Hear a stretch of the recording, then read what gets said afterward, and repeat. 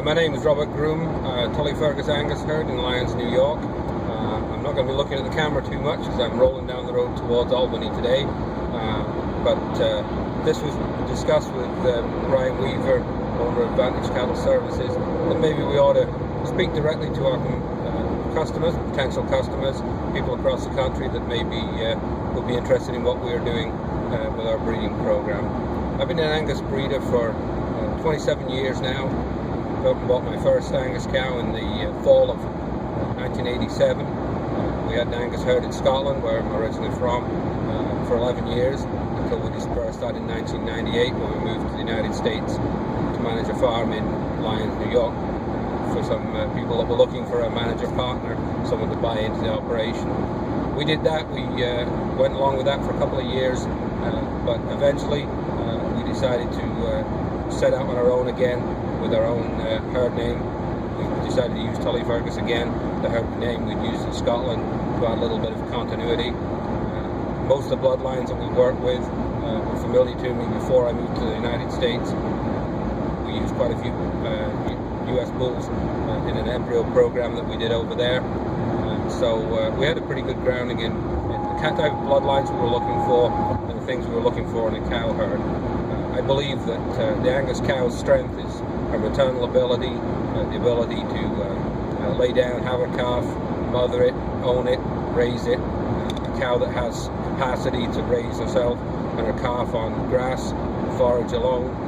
A cow that has good udder structure, small teat size. A cow that has longevity, gentle disposition, easy to be around and work around.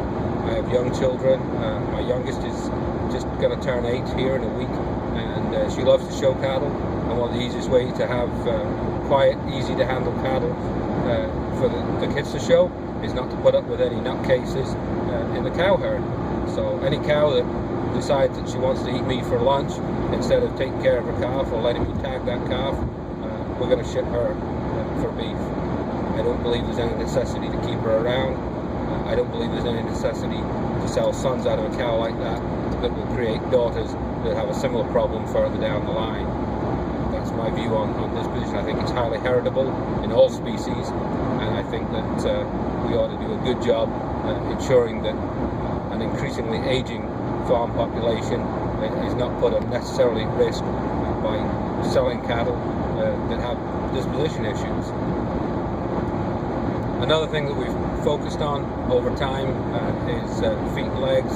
I think we build a good cat foundation from the ground up. We don't trim feet, any feet at all.